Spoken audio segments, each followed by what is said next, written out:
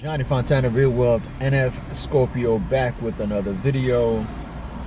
Today I want to talk about the NITI loop versus the NITI trigger.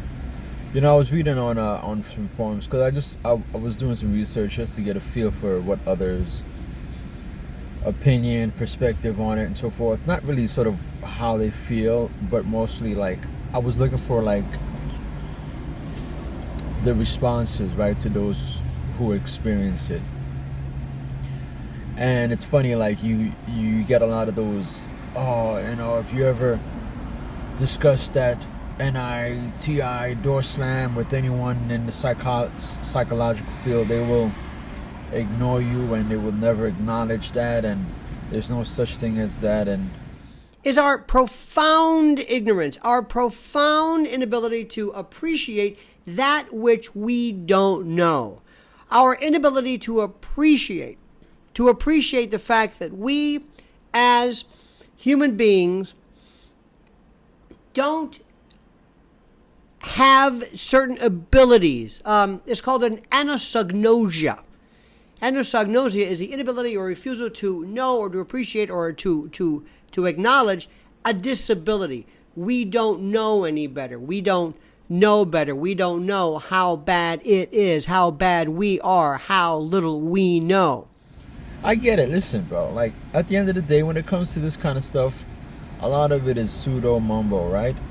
But we must also acknowledge, because we're able to hold different concepts in our minds, is that when you are part of some kind of culture, right, you start to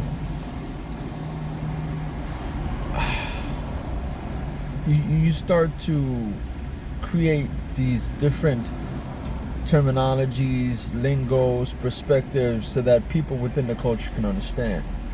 That being said, holding another concept in our minds, I really don't like when we do it, or when a particular culture comes up and creates, you know, particular systems, names, references for whatever that their experience is, yes, or whatever it's part of that culture, right? But at the same time, when someone else does it from another culture, they'll undermine it. You know, like let's say you have people in the pickup community, right? They'll use beta, they use alpha. So you have other people from different communities or cultures. Well, oh, there's no such thing as alpha. There's no such thing as this. There's no such thing as, you know, what have you. But hey, but like when people tell you that there's no such thing as a door slam or an NI loop, you get all offended. You see what I'm saying to you? Because that's your culture, and that's something that you should hold, you know, dearly, right? And you've created that, your culture, whatever, through whatever experiences, through whatever social interactions you've had. You know what I'm saying? You guys came together and you said, okay, this is what we're going to use in order to explain our experiences, because we share similar thoughts, experiences, patterns, thought patterns, and so forth and so on. I guarantee you. But yet, despite that fact, because what I've said bothers people, and because it tends to interfere with their comfort knowledge, or self-described, self-imposed, self-created, self-imagined body of knowledge, they repel, they rebut, they don't want to hear it. So all of this again comes into this notion of intellectual arrogance, this notion of people don't know what they don't know. They don't know, nor do they care. This is where the arrogance comes into. That they don't know something, and they have been either a number of other factors. Maybe they've just been told they know something. Maybe they just don't care. Maybe there's some kind of a weird kind of this miscalibration of confidence that comes as a part of this metacognitive misalignment. I don't know, but this is the genesis. So I really don't like, and we have just the habit of doing that. Like we'll get into some, you know, in some area, and then we'll undermine those for doing the same thing but within theirs. So regardless, I wanted to talk about NITI triggers, right? I don't get so much into the loop of things. I do here and there, but not to the point where like I'm just constantly in my head, right? I mean, I am, but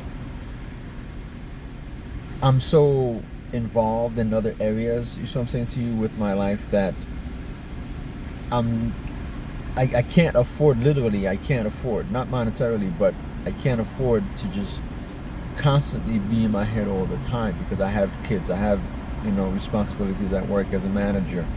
I mean, I'm in charge now of bigger and better things, so I just can't be in that state of mind, you know what I'm saying to you. And so, however, I do get triggers, and I've been recently getting triggers, and I'm gonna explain it to you, right? Like, basically, so it's not just about me talking, but it's also about like going through the journey with me, so that you can now say, hey, you know what, I didn't think about that, let me use that. Or he didn't mention that, but it does sort of like trigger something else, and let me attach that to, you know what I'm saying to you. So that's basically how it works. It's not necessarily me always giving you the answers, but just me sort of just like, hey, here's something that I've been experiencing, and if you're experiencing something similar, then maybe you can just take that and apply it to somewhere else, and then therefore something else comes out of it. You see what I'm saying to you? So it's like, it's one of those things where like I've been stressed out, bro. Like, seriously, like when I say like, because again, it's a new environment, I'm learning something new, I'm dealing with like different personalities than I was before. Before I was dealing with more like hands-on people, guys who were like a lot of veterans, a lot of folks who were more into the labor, right? That was their mindset, right? A lot of ESTPs, a lot of ESTJs, INTJs, right? Not necessarily INTJs, but ENTJs, ENTPs, right? Those types, right? ISTJs, ISFJs, a few. Again, tendencies. I'm just going basically based off functions and descriptions, right? So whether they were or not, I'm not sure. I mean, just being honest. But however, you can tell a lot of very aggressiveness, A-type personalities, okay? Just because of the labor class. Whereas now, because I'm working in more in intelligence, I'm dealing with more smart folks, intelligent folks, right? Folks who weren't as hands-on, who aren't into going out and skydiving like my previous, you know, co-workers. They're not into fixing cars, they're not into weaponry, they're not into hiking and all that outdoor stuff. They're more into like computers, going out eating, going to watch Marvels. Yeah, like they're nerds basically. You know what I'm saying to you? So it's a difference. So I'm having to now deal with this, and it's very stressful. It's very different. Because I have like a couple, like I think ISFJs in there. And it's weird because you can tell like the ISFJs, they're not like the INFP where they're constantly, because ISFJs are smart too. The ISFJs are like, I find like in real life, are like sort of like a combination of like INFP and an INFJ, right? In that like they feel you, they'll ask you, they'll say, hey, you know, are you okay? What's going on? Everything all right? But sometimes they don't know,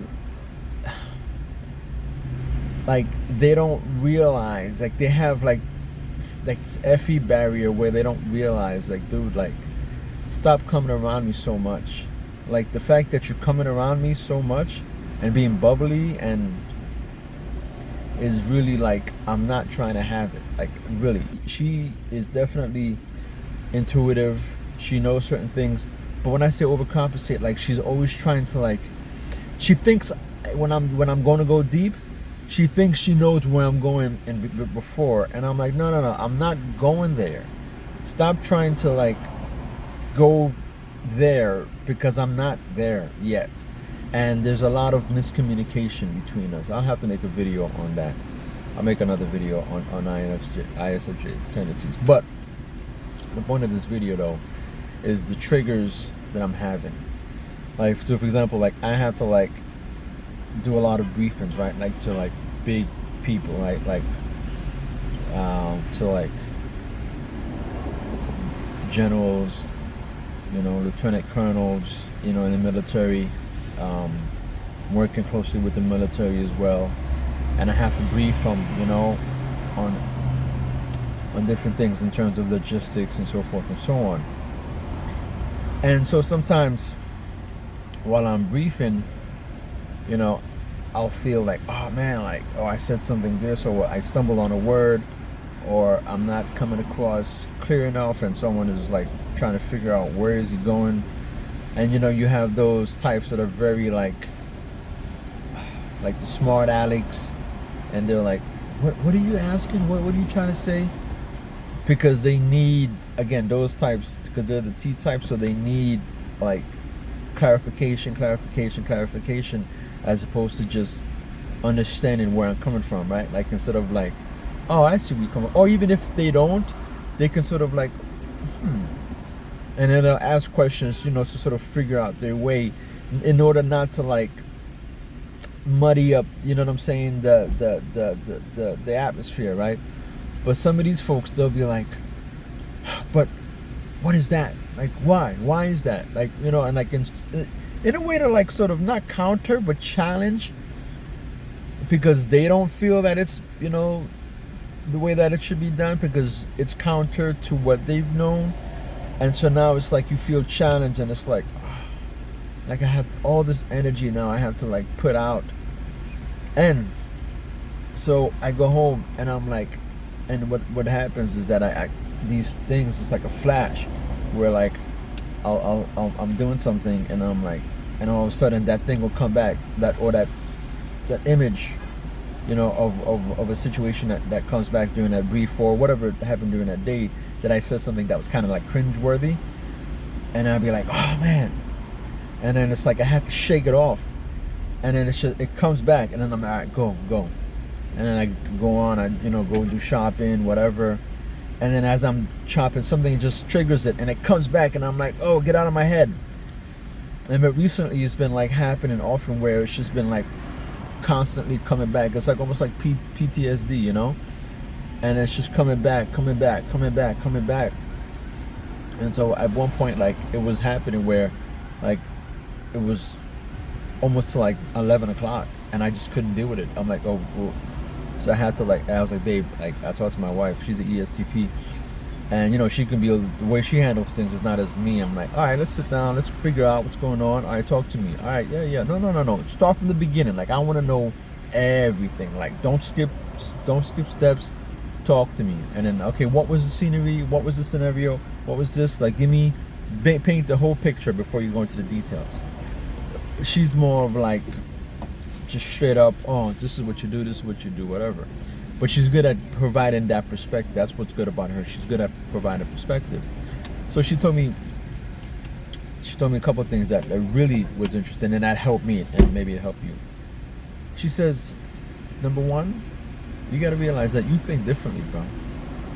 Remember, you think deeply. You have different concepts in your minds, and a lot of the stuff that you're bringing, it's because you're more knowledgeable than them. You see all these things because it was a brief that I was given, because I was able to identify some of the discrepancies, and then I'm like, okay, well, we need to be doing this, doing that. And they were like, I guess, sort of countering that, because that would be more work and so forth. But I'm like, well, yeah, but we have to have positive accountability for this, because this has been happening, and because we're able to see the future, we don't want that to happen. So then we need to ensure that we put the right things in play to prevent these from happening again. But again, they don't see that far. They just see what's here, because again, they're very linear in thinking. So I said, she said, yeah, so you think deeper, you think you have a different way of thinking, so it's they're not going to respond, so you got to think like that. And she says another thing that also struck me. Okay, she said, you got to remember that you know, you're the only one in your head. Like no one else cares. Like she says, like whenever she has these incidents and like something happens and there's like cringe-worthy moments, right? Like at work, or if someone's giving a briefing at her job and they're, you know, they're giving some like cringe jokes. That's for like that moment, like because they live in the moment. That's what I'm saying to you. Whereas for us, we're like constantly replaying these things. Like we're constantly, she's like, these people, like right now, they're at their house, they're enjoying their food. They don't even think about you. They're not even worried about you. And again, we know that, but sometimes we just need someone else to just provide that perspective and be like, oh, that's right. You know what I'm saying? You're right. Like it's true. Like even though like I know that, but I just need just to hear that, you know? But I was trying to like have her explain it to me in a way. She was like, no, don't tell me how to explain it to you. I was like, well, babe, you're too aggressive now. Just be a little bit more. She was like, well, stop trying to dictate how I tell it to you. Which is, you know, and the thing is, again, like being an INFJ, it's good to have an ESTP like that because you don't, imagine if she was another INFJ and it'd be too lovey-dovey, like, you know, like patting on the back. You wouldn't want that. And it's good that she's able to be like, no, this is what's happening. Take it. Listen to it, and you know, stop being a beta bitch. All right, so cool. So and then she told me also, this is the one thing that she told me that's important. She said that that a lot of people, you know what I'm saying, will undermine you. They will hate on you just because they don't understand. You know what I'm saying to you? And you cannot change that. You cannot change the fact that people will hate on you regardless of the fact. Right? They will find a way to like pick because you came up with something that they haven't. And or you coming into their space and it's like, well, who's this guy? You know, like he's this brand new person and he's coming in and he's finding discrepancies. Now it's going to be more work for us to do. You know, like, again, because people can be self-conscious, inadequate, you know what I'm saying? And when they find that someone who has little or less experience than them is pointing out things that they should have, they start feeling inadequate, you know, in front of their peers. And they were like, oh, I'm missing this, or why is that this person who, you know, has this experience is showing me up? So then they start doing things in order to undermine you and to hate you, because again, it's a dog-eat-dog world, you know, very cutthroat. So yeah, so those three things. Number one, people will hate you because, especially us, and it's not us in terms of who we are and because we're so special. No, it's not that. It's because of the fact that, again, remember, I'm holding this concept, I'm talking to INFJs. I'm not talking to any other group. So if I was talking to ISTPs, I'd say the same thing. Yeah, we're special in whatever functions or abilities that you hold. Like INTJs, ISTPs, they hold certain functions. So if I was discussing networks and systems and so forth and so on, I'd apply the same thinking, right? Yeah, we're brilliant, we're smart in system building that no other people can do. You know what I'm saying to you? So I'm only applying it within context. So please understand that.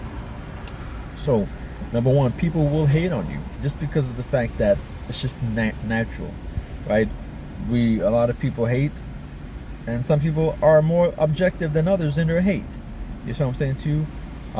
More people are just nitpicky, and more others are like, well, I'm hating on you not because I'm trying to be nitpicky, but because it's wrong and you need to fix it. Okay. Number two, we are constantly in our minds. No one else is in our minds like others are. A lot of people are more in the moment. They don't reflect and rehash things like we do.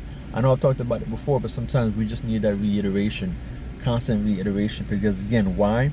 Because in the moment you remember these things, but for us, it's like we're not always in the moment. We think so far out that we're not thinking at the time, hey, people are not worried about it. People are not worried about it. You're thinking, man, I'm going to be 2 hours down the road at home eating my dinner, and every time I put, a piece of food in my mouth, and I get triggered by whatever happened today at work, I'm gonna be like, and I'm not gonna be able to eat, and then I'm gonna lose my appetite, and I can't even watch this movie because I keep, cringing, and I'm like, get out of my head, So, again, people are not worried about that. Things happen, they're in the moment, and then they move on. They're not gonna, and even if they remember you, if it's something that big, it'll come back. But it's the same thing with, remember last week or last year, I told you there was an incident where I had to give a brief, and like it was so stressful,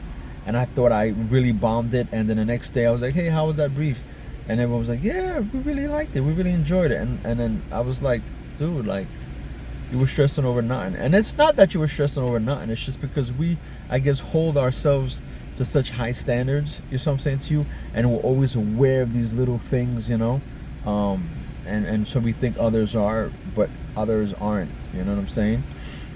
More people are more of the aware of the details, physical. Like, for example, I was taking a photo shoot for my car yesterday, and I realized that he was more attentive to the details, the physical details of what's surrounding, right?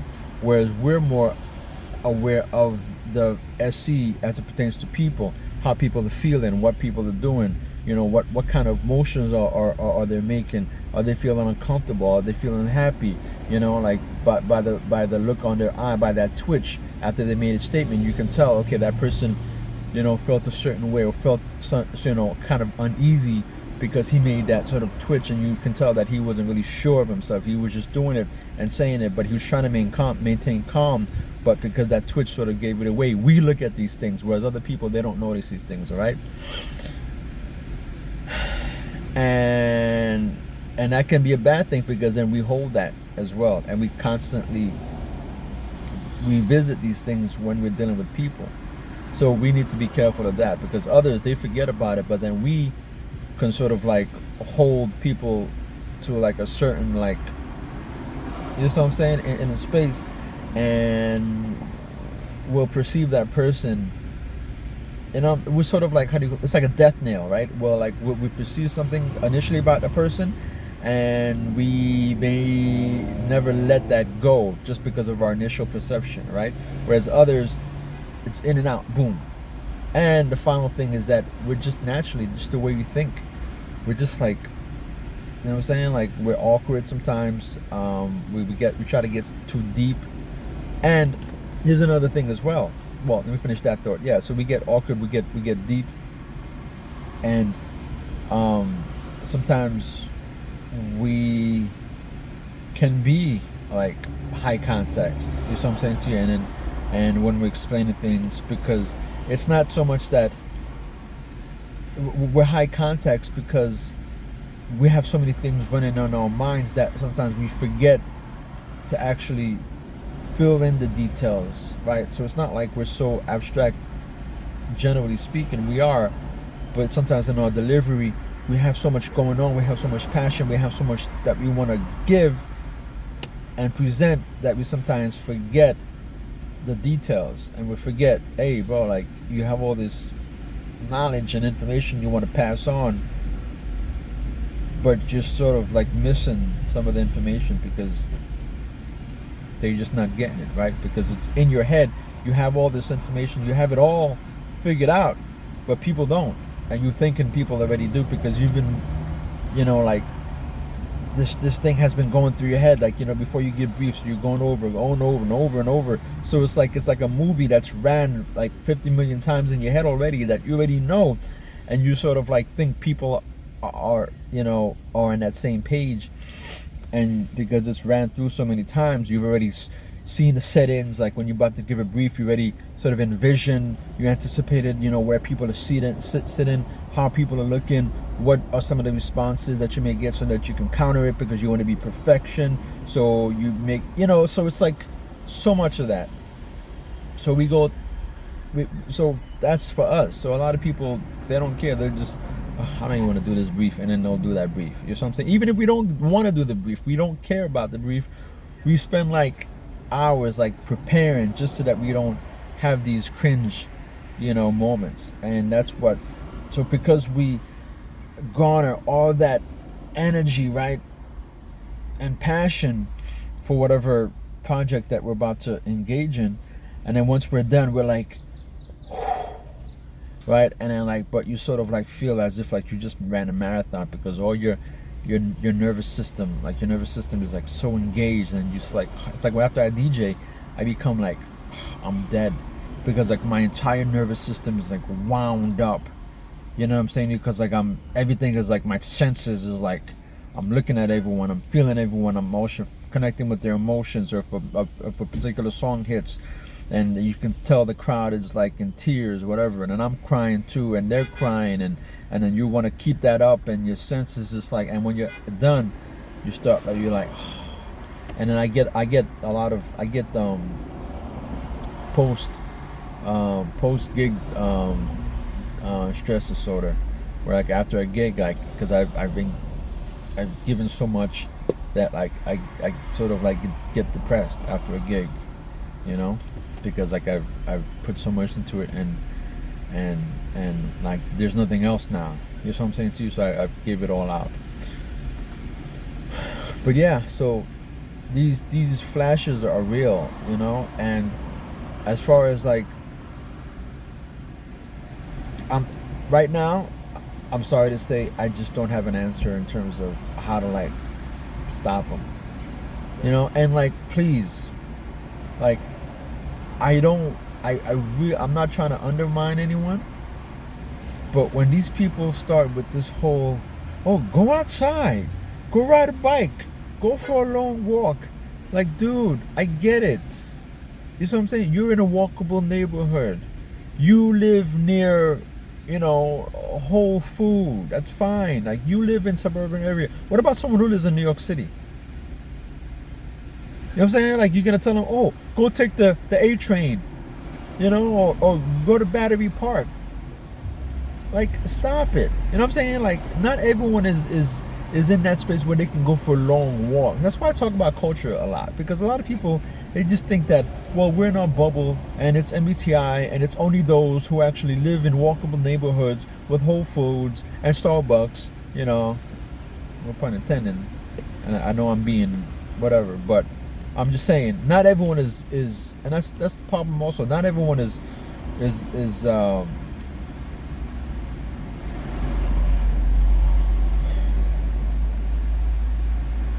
saying, not everyone has the luxury of being in walkable neighborhoods, can do this, could do that, and could just meet. You know, a lot of people have kids, have families, you know what I'm saying, and they have to go to work. And then like me, I'm working. Right after work, I have to go pick up the kids. After I pick up the kids, I got to feed the kids, you know what I'm saying, until my wife gets home, you know what I'm saying, and I got to go to the gym after that. So it's like, you know, can't always just go out for like walks and stuff like that. So as I'm doing all these things are being triggered. Like, I'm actually being active. I'm cooking. I'm picking up my kids. I'm screaming at, and I gotta walk the dogs. I gotta feed the dogs. I'm screaming at, you know, the kids for not doing this, for not doing that. So I'm active. My mind is engaged. My SE is engaged. But these things keep happening. They keep getting triggered. So just like, you just got to realize that right now I don't have an answer. All I can do is just provide perspective, and you just have to realize that yes, we are who we are. It is the deal. It's not about being special. It's when it comes to this kind of stuff, right? Being in our heads. Unfortunately, others aren't like us. There are a lot of people who are not always in their heads. Like my wife, she's not in her head. Like, she'll tell me, like, I don't care. Like, I'm done with it. I'm gone. I'm good. Like, you know what I'm saying? So it helps, because it helps being with her, because then I don't have to be in these modes. Like, she can help me get out of that rut. You know what I'm saying to you? Because she's like the opposite of me, you know. But at the same time, she understands. She understands perspective. She understands how to,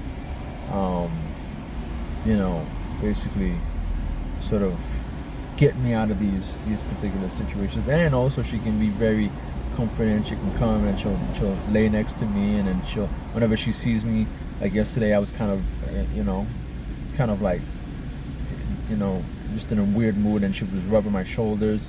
You know what I'm saying? So it helps that I know that she's there for me and so forth and so on. But it's just basically perspective and just taking the time to understand that, yeah, it's like, it's tough, you know. I really don't have an answer for you, you know. So hopefully you can take whatever I've taken and connect the dots and apply it to your personal, you know, experiences. So anyway, Johnny Fontana, Real World NF Scorpio, we out.